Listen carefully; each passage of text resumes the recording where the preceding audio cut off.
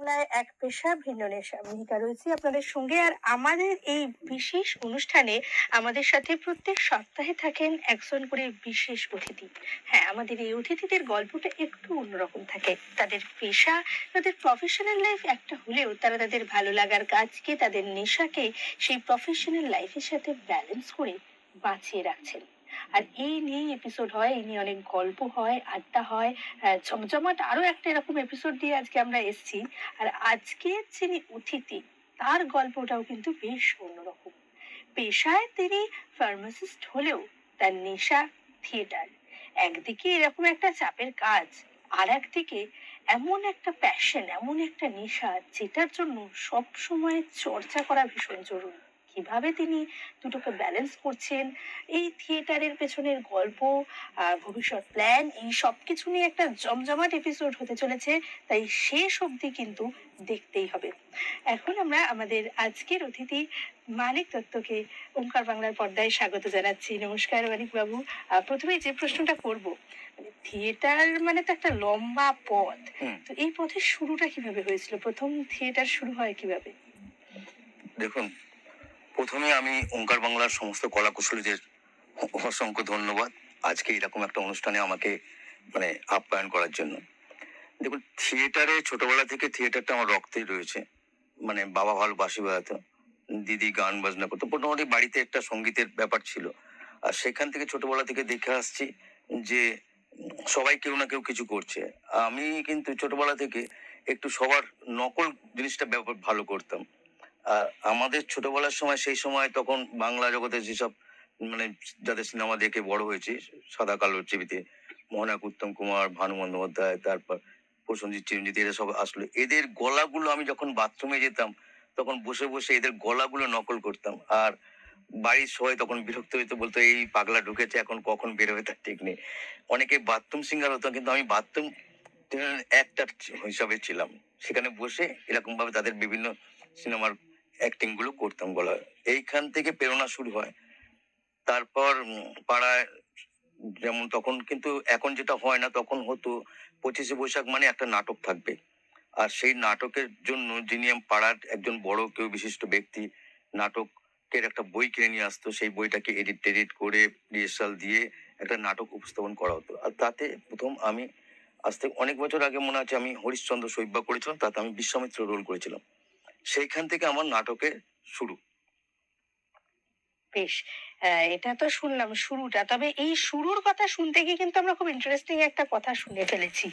সেটা হচ্ছে বেশ গণ্যমান্য যারা অভিনেতা তাদের গলা নকল করা।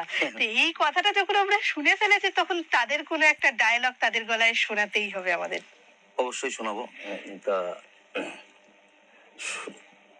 কারোর গলা শোনাতে বা ইয়ে শোনাতে বেশি দ্বিধাবোধ করি না, কারণ আমি একজন শিল্পী। শিল্পীদের মধ্যে এটাই আছে, লজ্জা ঘৃণা ভয় তিন থাকতে নয়।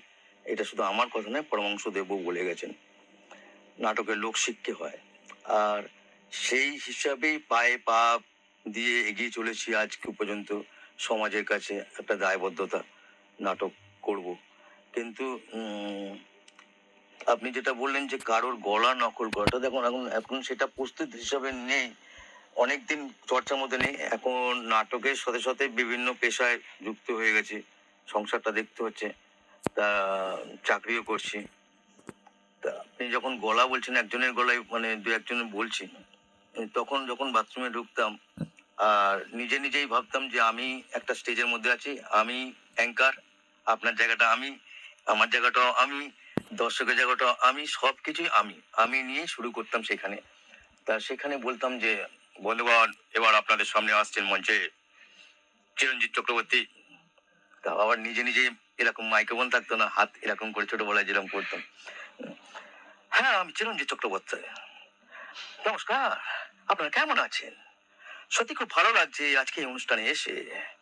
ওরে শঙ্কর, মা হারালে মা পাওয়া যায় রে, কিন্তু বউ হারালে বউ পাওয়া যায় না। এই সমস্ত ডায়লগ গুলো, মর্যাদা সিনেমার এই সমস্ত ডায়লগ গুলো কখনো প্রসেনজিৎ, মা আমি কিন্তু সবাইকে বলে দিচ্ছি তোমরা আমায় ছেড়ে দাও, আমি কিন্তু সবাইকে একেবারে এক ছাতার নিচে এনে দেবো, আমায় ছেড়ে দাও, করতে করতে করতে এই এটা বোমাদার ভালো লাগতো। আজকে সেই বুম্বাদা আজকে দেখুন পদ্মশ্রী অ্যাওয়ার্ড পেয়ে গেছে, এটা আমাদের বাংলার গর্ব, সবার গর্ব। উম, এরকম তারপর কিছুতেই কিন্তু মহানায়ক উত্তম কুমারের ডায়লগটা করতে পারতাম না। উনি এমনই একজন মহাপুরুষ, অনেক সময় ধূপকাঠি জ্বালিয়ে ঘরে অনেক প্রার্থনা করে বলেছেন, ঠাকুর একবার মহানায়ক উত্তম কুমারের গলাটা করে দাও ঠাকুর। কারণ ওনার এক একটা জায়গায় এক এক রকম মডুলেশন, এক এক রকম অভিনয়। উনি যখন যে চরিত্র অভিনয় করতেন, আমার মনে হয় গলার চরিত্রটাকেও সেইভাবে বসিয়ে নিতেন, সেই রকম ভাবেই মানে থ্রু করতেন ডায়লগগুলো। তবু কিছু একটা এই অমানুষ বইতে একটা সিনে দেখেছিলাম যেখানে অনিল চ্যাটার্জি, শর্মিলা ঠাকুর বসে আছে, অনিল চ্যাটার্জি ট্রান্সফার হয়ে গেছে, অন্য জায়গায় চলে যাচ্ছে, চাকরি মানে অন্যের গোলামি, এখানে চাকরি শেষ হয়ে গেছে, অন্য জায়গায় চলে যাচ্ছে, তখন ওই শর্মিলা ঠাকুরকে এসে বলছে, শিলেখা কি ব্যাপার, আমি এখনো মধুকে দেখতে পাচ্ছি না। এইভাবে বলেনি, ওনার অনিল চ্যাটার্জি বলছে, কি ব্যাপার শিলেখা, এখনো তো মধুকে দেখতে পাচ্ছি না, মধু কোথায়? মধু একটু ভালোবাসার কাঙ্গাল, এ ভালোবাসা একমাত্র তুমিই ওকে দিতে পারো। সেই সময় উত্তম কুমার একটা আকাশি রঙের শার্ট পরে এসে ঢুকছিল আর বলছিল, একে সিগারেটটা একা একা খাবেন? কি ব্যাপার, পথে যেতে অনেক সময় লাগবে, আপনার তো কিছু মনে থাকে না, আমাদের সব মনে থাকে। নিন, তাকিয়ে দেখছেন কি মুখের দিকে? হ্যাঁ, যান যান যান। এই মধু যখন মানুষ হয়ে গেল, তখন আপনি মধুকে ফেলে চলে যাচ্ছেন। হ্যাঁ? মধু, শুনে যাও মধু, শুনে যাও মধু, কি ব্যাপার, তোমাদের ভুলে যাব? কিভাবে ভুলে যাব? এইভাবে করতে করতে তারপর দেখুন আস্তে আস্তে আমি অনেকগুলো দেখলাম, এই করতে করতে অনেকগুলো নাটক পেরিয়ে ফেললাম, তারপর অনেকগুলো টিভি সিরিয়াল করলাম। জন্মভূমি দিয়ে শুরু করেছিলাম, ধ্যাত তেরিকা, তমসা রেখা, সাহিত্যের সেরা সময়, অভাগীর স্বর্গ, বাংলা টেলিফিল্ম, বাংলা বই, কিছু কিছু ছোট ছোট রোলগুলো করতে লাগলাম। কিন্তু ওই সাপোর্টিং মানে কোনো উইদাউট ডায়লগ ছাড়া রোল কোনোদিন করিনি, ডায়লগ নিয়েই রোল করেছি, এটা আমার বড় কথা। আমি অভিনয় জানি এখনো পর্যন্ত, ভালো রোল পেলে নিশ্চয়ই করব, অনেক থিয়েটার করে যাচ্ছে। তারপর মনে পড়ছে এই মুহূর্তে যখন একবার রমাপ্রসাদ বণিকের সাথে একবার যখন করেছিলাম, তা গ্রিন রুমে আমি তখন আমাকে এরকম একটা সাহিত্যের সেনার সময়তে একটা বর সাজিয়ে দিল, বললো তোমার বিয়ের সিন হবে। তা আমি বললাম কি, মেয়েটা দেখলাম, একটা একজনকে দেখালো, বললো ওটা তোমার বউ। আমি বলি, কি করতে হবে? বলছে তোমরা মালা বদন করছো, বিয়ে করে ফিরছো। আর ওটা রানা ব্যানার্জির পরিচালনা ছিল, সাহিত্যের সেরা সময়, অভাগীর স্বর্গ। আর ওই সময় দেখি রমাপ্রসাদ দা গ্রিন রুমে রয়েছে, খুব সুন্দর, হেভি বড় একটা বসে আছে। আমি পাশে গিয়ে আমাকে সুন্দর একটা গোপ লাগিয়ে দিয়েছিল, চুল টুলগুলো ঠিক করছিলাম, আর নিজে নিজে বেশ ভালো লাগলো দেখে, তখন আমি বলছি, বাহ, আমাকে তো খুব ভালো লাগছে, একেবারে রাজবাবুর মতো লাগছে। আর তখন সেই সময় উনি চোখ বন্ধ করে চোখটা খুলে একবার দেখে বললো, নতুন? আমি বলছি, বলছে কি করো? আমি বলছি, থিয়েটার করি, আর আজকে এই সিরিয়াল করতে এসেছি। বলছে, ভয় পাবে না তো? আমি বলছি, না, ভয় পাবো কেন? বলছে, তুমি আমার জামাই, তোমার সাথে আমার রোল আছে। বলতে সঙ্গে সঙ্গে দেখি ওনাকে এসে কিছু কাদা ফাদা মাখিয়ে দিল, নিয়ে ওই শটটা নেওয়া হলো। তখন পেটে হাত দিয়ে বললো, বাহ, ভালো, থিয়েটার ছেড়ো না, সিরিয়ালও করো। এইরকম যেমন ধার তারিকাতে খরাজ বন্দ্যোপাধ্যায়ের সাথে যখন অভিনয় করছিলাম, জেলের মধ্যে ছিলাম, খরাজ দা আমার গা হাত পা টিপছে, চিন্তা। আমি প্রথম একটা আমার গা টিপছে, হাত টিপছে, মাথা মেসেজ করছে, করছে। বেশ ভালোভাবে অভিনয়টা করলাম। বাইরে বেরিয়ে এসে বলছে, কি করিস? আমি বলছি, থিয়েটার করি। বলছে, কি প্রোডাকশন চলছে এখন? আমি বলছি, রাজদর্শন। বলছে, রাজদর্শন, তুই কোন রোলটা করিস? আমি রাজদর্শন, আমি অভিরামের রোলটা করি, কামারের, যেটা মেন ক্যারেক্টার। বলছে, ওটা তো আমিও করতাম রে, বলতো দেখি ওই ডাইরেক্টর, যেটাই বলছে সেটাই বলে দিচ্ছি, যেটাই বলছে বলছে, বাহ, ভালোই বলিস তো, এই লাইনটা ধরে রাখিস, ভালো। কিন্তু এই ধরে রাখার ব্যাপারটা, ধরে রাখতে গিয়ে সংসারটাকে ধরে রাখতে পারছি না। তখন দেখছি যে আস্তে আস্তে ছোট থেকে বড় হয়ে গেছি, যে গাছগুলো ছায়ার তে মানুষ হলাম, সেই গাছগুলো একদিন শুকিয়ে পাতা ঝরে চলে গেল পৃথিবী ছেড়ে, মা বাবা দুজনে। এখন এই ছোট গাছটা আবার কখন বড় হয়ে গেছি বুঝতে পারছি না। এই ছোট গাছের আবার শাখা পোশাখা হয়ে গেল, সংসারে একটা ছোট্ট বাচ্চা মেয়ে, ওর নাম আরাত্রিকা। ও ভালো, অসাধারণ অভিনয় করে, খুব ট্যালেন্ট। ওর একটা ইউটিউব চ্যানেল আছে, আরাত্রিকা দত্ত বলে সার্চ করে দেখবেন, খুব দারুণ। ওখানে আমাদের সমস্ত কিছু প্রোগ্রামগুলো দেখতে পাবেন। ফেসবুক আমার মানিক দত্ত থিয়েটার অ্যাক্টর বলে দেখতে পাবেন। তারপর দেখলাম যে এইটা করলে হবে না, এর সাথে সাথে আমার সংসার চালাতে হবে। সেইখান থেকে আস্তে আস্তে দেখছি, এই সবাই বলতো দু নৌকায় পা দিয়ে চলে যায় না, সেটাই দেখছি হচ্ছে। আস্তে আস্তে এটা সরে যাচ্ছে, একটা সরে যাচ্ছে, একটা যাচ্ছে। কিন্তু আমাদের রক্তে থিয়েটার ঢুকে গেছে, অভিনয় ঢুকে গেছে। এখন যখনই কোনো অভিনয় পড়ে তখন স্ক্রিপ্টটা নিয়ে নিই, অ্যাক্টিংটা কোনটা করতে হবে জেনে নিই, যে কি রোল পেলাম। তখন আমি চাকরির জায়গায় চাকরি চালিয়ে যাচ্ছি, আর সপ্তাহে একদিন এসে রবিবার রিহার্সাল করছি। তারপর শো পড়লে হয়তো মিথ্যে গলা বলে দিয়ে যে কেউ মারা গেছে, মরা মানুষকে আবার মেরে দিচ্ছি, মেরে ছুটি নিচ্ছি, এইভাবে এই চলছে। না, এটা কিন্তু সত্যি যে এভাবে বললেন মানিকবাবু, একসাথে উনি ওনার পেশা এবং নেশাকে সুন্দর করে ব্যালেন্স করছেন। অনেকেই কিন্তু কোথাও গিয়ে এই সময় একটা হাল ছেড়ে দেন, যে পুরোপুরি চাকরি বা ব্যবসা সেখানেই মন লাগিয়ে দেন, যেটা ভালো লাগার কাজ সেটা থেকে দূরে চলে যান। আর এই যে স্ট্রাগেলটাকে যারা পার করে যান, তারাই বোধহয় প্রকৃত শিল্পী। এবং শুধু তাই নয়, কোথাও গিয়ে এই স্ট্রাগেলটা সামলে নিজের ভালো লাগার কাজটাকে বাঁচিয়ে রাখলে কিন্তু নিজে ভালো থাকা যায়। অবশ্যই। নিজের যে অন্তর সত্তাটা সেইটাকে বাঁচিয়ে রাখা যায়। তবে এই গল্পের মধ্যে না আমার একটা জায়গায় বেশ ইন্টারেস্ট লাগছে, একটা প্রশ্ন করতে খুব ইচ্ছা হচ্ছে। এই যে একটা অসাধারণ ট্যালেন্ট আপনার, এত ধরনের মানুষের গলার ভয়েস নকল করতে পারেন, বাচিক শিল্পী হিসেবে কখনো কাজ করা হয়েছে? না, ওই ধরনের প্রাচীর শিল্পীর এখনো কোনো কাজ পাইনি। পেলে নিশ্চয়ই করব। ভালো কারোর হাতে পড়লে সে নিয়ে একটু আমার তার মতো করে করে নিতে পারলে নিশ্চয়ই পারবো। উম, তারপর মাঝখানে আরো একটা কথা বলা হয়নি, বলছি। যেটা হচ্ছে আমার বহুদিনের শখ ছিল যে রামকৃষ্ণ রোল করা। আমি খুব দেখতাম যে আমি রামকৃষ্ণ হব। আমি বহুবার। আরেকটা বড় গুণ ছিল আমার, মানে আমি নিজের বললে বলবো না, সেটা হচ্ছে আমি কোনো অভিনয় পেলে আমার বাড়িতে যাই জামা প্যান্ট থাকতো সেগুলো দিয়ে আমি একটা ড্রেস তৈরি করে নিতাম, করে নিয়ে আমি বুঝে নিতাম যে আমার রোলটা এরকম। তার মানে আমি কিন্তু কিন্তু একটুখানি ঘষা মাজা করলে মানিক বাবুকে অভিনেতার পাশাপাশি ফ্যাশন ডিজাইনারও বানিয়ে ফেলা যেত, তাই তো? না না, তা আমি কিন্তু নিজে নিজেই মেকআপ টেকআপ করে যত রাতই হোক, রাত 11টা 12টা 1টা, বাড়িতে সবাই ঘুমিয়ে পড়েছে, আমি তার মাঝখানে এসব সেজে গুজে, ধরুন মানে গোপ নেই, একটা পেপারকে পুড়িয়ে নিয়ে কালি করে নিয়ে নারকেল তেল লাগিয়ে দিয়ে গোপ করে নিয়ে ওই টুই বানিয়ে নিয়ে নিজে করে ড্রেস করে একদিন দেখলাম মা কালী সেজে মানে রামকৃষ্ণ সাজলাম, দেখলাম খুব ভালোই লাগছে রামকৃষ্ণ। তারপর আমার ইচ্ছা হলো যে আমি রামকৃষ্ণ করবো, নটি বিনোদিনী পড়বোই। তারপর এই ব্যাপারটাই আমার গ্রুপের যে পরিচালক আমার বন্ধু প্রশান্ত, ও ভেবে দেখলো যে একে দিয়ে একবার রামকৃষ্ণ করিয়ে দেখি। তারপর সত্যি বলতে যুব অবতার নাটকটা করলো। আমার গ্রুপের নাম মহেশতলা দলছুট। ওখানে যুব অবতারে যখন আমি রামকৃষ্ণ রোলটা করলাম, আমার হোয়াটসঅ্যাপে ডিবিতে ছবিটা দেখবেন সবাই, যে দুটোই পুরো একই লাগলো, যে পুরো অবিকল রামকৃষ্ণ। কেউ বুঝতে পারছি না যে আমি আমি সেই এরকম রোল করতে করতে এই এই বছরই সেপ্টেম্বর মাসে কিন্তু একটা খুব একটা বাজে জিনিস ঘটে গেল। হঠাৎ করে আমি এত রকমের টেনশন যে উম, সেপ্টেম্বর আগস্ট মাসের লাস্টে হঠাৎ আমার হার্ট অ্যাটাক হয়ে যায়। দুবার অ্যাটাক হয় অফিসে।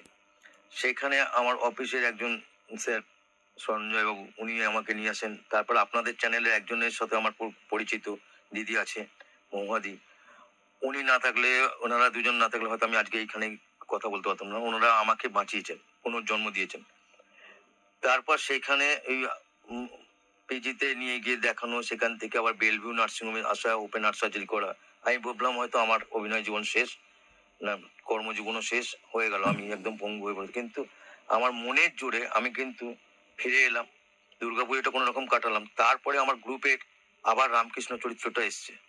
এবার যে ডিরেক্টর, সে ভয় পাচ্ছে, না তোকে দিয়ে রামকৃষ্ণ করানো, অতক্ষণ রামকৃষ্ণ, তারপর খালি গা থাকতে হবে, তো কাটাটা দেখা যাবে। আমি বলছি কিছু হবে না, আমাকে তুই দে, আমি এখানে ব্যান্ডেড লাগিয়ে দিয়ে মেকআপ করে দিয়ে পাউডার ফাউন্ডেশন গুলো বেশি করে ডিপ করে লাগিয়ে দিয়ে স্কিন কালার করে নিয়ে আমি করে দেবো। ঠিক দেখুন, থিয়েটার কিন্তু ক্যামেরা শুটিং এর নয় যে সব ঢাকা দেওয়া যায়, এ করে যায়। ওটা একদম ওপেন, যা করবে এক শট। কিন্তু ওরা কিছুতেই রাজি হলো না, আমার খুব কষ্ট লাগলো। অন্য একজন রামকৃষ্ণ হলো। তা যেদিন শোটা হচ্ছে সেদিন গেলাম, গিয়ে বসে থাকতে পারছি না। তবুও মনে মনে কিন্তু রাত্রে পুরো পার্টগুলো মুখস্থ করে গেছি। আমি বললাম যদি ও না পারে আমি উঠে যাবো, যা হয় হবে। আবার বসে বসে দেখতে দেখতে লাস্ট সিনে যখন রামকৃষ্ণ বিবেকানন্দর কোলে মাথা রেখে মারা যায়, আমাদের পরিচালকটা বলে যে আমি না একটা করেছি, পিছনে ব্যাকগ্রাউন্ডে একটা শ্যাডো ফেলবো, সেখানে রামকৃষ্ণকে দেখাবো। সে একটা লাইটের মধ্যে একটা রামকৃষ্ণ চরিত্রকে দিয়ে এরকম ভাবে ছবিটা রেখেছে। কিভাবে জানি না, ঠাকুরের কি আশীর্বাদে ওই লাইটটা তখন আর জ্বলেনি। ঠিক আছে, আমি তখন চটজলদি দিয়ে, আমার উপস্থিত বুদ্ধি মাঝে মাঝে খুব স্টেজে কাজ করে, আমি পিছনে গিয়ে সমস্ত কিছু, আমার তো নাটকটা করা আছে, আমি গিয়ে ঠাকুরের যা যা কিছু করা, সেসব ভঙ্গিমাগুলো করা, সেই শ্যাডো পিকচারে দাঁড়িয়ে দাঁড়িয়ে করে দিয়েছি।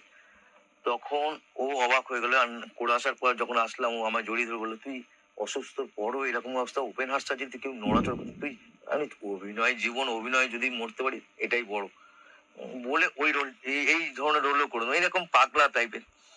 কিন্তু হ্যাঁ, যে কাজটা যখনই করি সেটা খুব মন দিয়ে করি। চাকরির সময়, চাকরি অত বড় একটা স্টোর ইনচার্জ, মানে মেডিকেল কলেজ কাম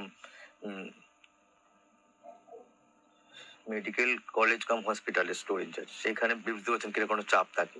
তারপর সংসার চাপ, তারপর অভিনয়, তিনটে জিনিসকে একসাথে, তিনটে সন্তানকে বুকে নিয়ে এগিয়ে চলেছি। তারপরে এখন আপনারা, এই যে স্পিরিটটা, এই স্পিরিটটা কিন্তু সবচেয়ে বেশি দরকার। মানে একজন শিল্পীকে আর্ধেকটা তৈরি করে দেয় এই স্পিরিটটা, তারপর তো তার প্রশিক্ষণ, তাকে ঘষা মাজা করা, এই বিষয়টা আসে। আচ্ছা, এই যে বেশ দীর্ঘ সময় ধরে থিয়েটার করছেন, কোনো বিশেষ ব্যক্তি আছে যার থেকে খুব ইন্সপায়ার হয়েছেন? বিশেষ ব্যক্তি দেখুন, ইন্সপায়ার হয়েছে বলতে গেলে,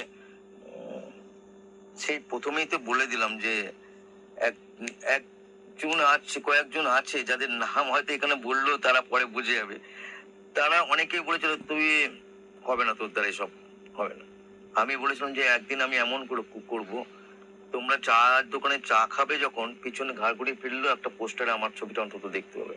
হয়তো ততদূর পৌঁছতে পারেনি, কিছু ছিল, পোস্টার হয়েছিল, দেখেছে। এখন যে মিডিয়াতে, ফেসবুকে রয়েছে যেসব ইয়ে রয়েছে, তাতে প্রত্যেকেই তারা মানে সকালবেলা ঘুম থেকে উঠলেও অন্তত আমার পিকচারটা এসে তার এখানে আসে। কমেডি ইয়েগুলো করি এখন, আমার মেয়ে আর আমি দেখে। কিন্তু বাবা মা এরা সবসময় বলতো যে কোনোদিন বাধা দেয়নি, হবে। কিছু আত্মীয় স্বজন, পাড়া প্রতিবেশী ভাবতো যে এই যে অভিনয়টা করছি এটা নাকি ভালো নয়, এটা ভিখারি, আমি পয়সার জন্য করছি। যে সত্যি কথা বলতে, পয়সার জন্য কোনো জায়গায় কোনো কিছু করিনি। যে যেরকম দিয়েছে প্রফেশনাল, সেরকম ভাবে কারো থেকে কেউ পয়সা নিয়ে করেছি, কোনো জায়গায় না নিয়ে করেছি। কিন্তু অভিনয় ভালোবাসি, অভিনয়ের জন্য সবকিছু করতে পারি। আচ্ছা, এই যে অভিনয় করতে করতে, থিয়েটার মানে তো একদম ওপেন ফোরামে দর্শকদের সাথে সামনাসামনি ইন্টারাকশন। একদম। কোনো বিশেষ মোমেন্ট এরম মনে আছে যখন দর্শকদের থেকে এমন কিছু রিয়াকশন অন স্পট পেয়েছেন যেটা আরো বেশি ইচ্ছেটাকে বাড়িয়ে দিয়েছে? দেখুন, আমার বললাম যে আমার থিয়েটারের নাম দলছুট। তার আগে আমি থিয়েটারটা শিখেছিলাম আরো একজনের কাছে, সে হচ্ছে বাটানগর অঙ্কুর, সেখানে সমীরণ ঘোষ মশাই, ওনার থেকে শেখা ভালো অনেক কিছু। তবে শেখা বলতে, আমি যার কাছে গেছি কেউ কিন্তু আমার হাতে কলমে শেখায়নি, কারণ তারা প্রথম থেকে আমার মতো অভিনয় সত্যটা বুঝে গেছে। ভাত টিপলে বুঝে যায় যে ভাতটা এবার নামাতে হবে কিনা। আমাকে যে যেরকম যখনই দিয়েছে যে কোনো জায়গায়, জন্মভূমিতে আমাকে যখন স্ক্রিপ্ট দিয়েছিল, আমার কো একটা যিনি ছিলেন, তারপর পরাণ বন্দ্যোপাধ্যায়ের সাথে যখন আমি করছিলাম, নায়েবের, রামনগরের নায়েবের বাড়ির চাকর হয়েছিলাম, একটা পেতলের গ্লাস নিয়ে এসে দাঁড়িয়েছিলাম, জল দিয়ে এই ডায়লগ গুলো কথা বলা, তখন খুব ছোটই ছিলাম। সেখানেও কিন্তু আমি কোনো ভয় পাইনি, অভিনয়টা করে গেছি। তা বিশেষ মুহূর্ত বলতে, আমি যখন, আমরা অনেক জায়গা, বিভিন্ন জায়গায় যেতাম নাটক নিয়ে, লখনৌ যেতাম, ইলাহাবাদে ওয়ান এক ড্রামা কম্পিটিশনে সেখানে যেতাম। একবার বারাসাতে একটা জায়গায় শো করতে গেছিলাম, সেখানে আমরা যে নাটকটা করছিলাম রমণী মোহন, ওখানে হচ্ছে কি, বাবা আর আমি এরকম একটা টি টেবিলের মধ্যে রুটি তরকারি খেতে বসেছি, মা এসে দিয়ে গেছে। তারপর মা যখন ঢুকছে, চা নিয়ে আসছে, সেই সময় একটা নাটকেতে কাঠের ফ্রেমের দরজা হয়, পর্দা লাগানো, তা আমার মুখটা ছিল দরজার দিকে তাকানো, আর বাবা এই দিক মুখ করে। বাবা ন্যাচারালি কিছু দেখতে পাচ্ছে না, আমি দেখছি মা আসছে, মায়ের যে ক্লিপটা আছে, ওই যে পর্দাটা আছে, পর্দাটার মধ্যে আটকে গেছে। আমি দেখছি এবার উনি আর দু তিন পা বেরোলেই দরজাটা সমেত পড়বে, আর সেটাই হলো। স্টেজের মধ্যে ওরম এসে পড়লো। তখন আমি সঙ্গে সঙ্গে বুদ্ধি ওই জায়গাটা করলাম কি, তাট করে উপরে দৌড়ে গিয়ে মাকে জড়িয়ে ধরে বললাম, মা দেখে চলতে পারো না? আজকে যদি এই দরজাটা, যদি কিছু একটা বিপদ হয়ে যেত, কি হতো বলো তো, আমরা কি করে বাঁচতাম তোমাকে ছাড়া? আর বাবা, তোমাকেও বলি, আরে কদিন তুমি এইভাবে এইভাবে করে একটু নজর দিচ্ছ না, টাকা পয়সা তো অনেক দিকে যাচ্ছে, দরজাটাকে সারাতে পারছো না? একটা ভাঙা দরজা নিয়ে এরকম আটকে রেখে কোনো কোনো এগুলো কোনো হয়? হ্যাঁ, তখন কম্পিটিশন নাটক, যারা বসে আছে তারা বুঝেছে যে এই ছেলেটা বেশি ওভার স্মার্ট, চালাকি বুদ্ধি দিয়ে জায়গাটা মেকআপ করেছে। নাটকের শেষে বললো, খুব সুন্দর মেকআপ দিলে। অনেকে দর্শকরা হাত তুলেছে, এরকম বহু জায়গার সম্মান পেয়েছে, অনেক রকম প্রাইজ পেয়েছি নাটকের। তারপর আমার কিছু এরকম নাটক করতে করতে আমি দেখলাম যে আমিও কিছু ডিরেকশন করি এবার। বেশ কিছু ছোট ছোট নাটক করেছিলাম। আর পাড়ার দেখতাম ছোট ছোট বাচ্চাগুলো এলোমেলো স্কুল থেকে এসে নাকে নাকে ঝরা জলগুলো নিয়ে ঘুরে বেড়াচ্ছে, আর কোনো কাজ নেই, লুকোচুরি হ্যান হ্যান ত্যান খেলে। আমি তখন ওদেরকে বললাম, তোর আয় নাটক শেখ বলে ওদেরকে আমি সেলফিশ জায়েন্ট যে ইংলিশ নাটকটাকে, ওটাকে বাংলা কিপ্টে বুড়ো, সেটাকে আমি ওদেরকে শেখাতাম, কোনো পয়সা নিতাম না। এখনো সেখানে 37টা বাচ্চাকে মানুষ করেছি, তারা আজকে বড় হয়ে গেছে, আমার বড়দের গ্রুপে করছে। দারুণ করতো, আমি যেরম বলতাম সেরম ভাবেই করতো। আর ওদের সাথে আমিও মিলেমিশে নাটক করতাম। তখন একটা হেভি দিন ছিল। এখনো আমি নিজের থেকে কোনো নিজের মানে বাইরে থেকে বয়সকে বয়স মনে করি না। মন সময় সবসময় একদম নিজেকে, নিজের মেয়ের যে 9 বছর বয়স, ওই 9 বছরই বয়স মনে করে ওর সাথে মেলামেশা করে ওইভাবেই এইটা করে খুব যাচ্ছি। বড় গুণ একজন শিল্পীর, মানে তার কো অ্যাক্টরদের সাথে মিশে যাওয়া, সে যে একদম। বয়সেরই হোক না কেন। তবে আমাদের আড্ডা বেশ ভালো মতো জমে উঠেছে, এইরকম আড্ডা শেষ করতে ইচ্ছা করে না, কিন্তু দুঃখজনক ভাবে এপিসোডের সময় তো ধরা বাঁধা। আমাদের তাই এবার শেষের পথে এগোতেই হবে। আর শেষ করার আগে দর্শকদের জন্য শুধু এটুকুই কথা বলবো, আমাদের আজকের যিনি অতিথি, তিনি যেমন তার চাকরি জীবনের পাশাপাশি নাটক, স্ক্রিনে অভিনয় এবং সবচেয়ে বড় কথা আরো একটা গুরুত্বপূর্ণ দায়িত্ব, একজন পিতার দায়িত্ব, সেটা সামলে চলেছেন, তেমন কিন্তু আপনারাও চাইলেই নিজের পেশার পাশাপাশি নিজের ভালো লাগার কাজটাকে বজায় রাখতে পারেন। তাই নিজের ভালো লাগার কাজটাকে আরো ভালোবাসুন, ভালোবেসে সেটাকে বাঁচিয়ে রাখুন, তাতে দিনের শেষে আপনি ভালো থাকবেন। মানিক বাবুকে অনেক ধন্যবাদ ওঙ্কার বাংলার তরফ থেকে। আজকের মতো আমাদের এক পেশা ভিন্ন নেশা এই পর্যন্তই। সবাই খুব ভালো থাকুন আর দেখতে থাকুন ওঙ্কার বাংলা। নমস্কার।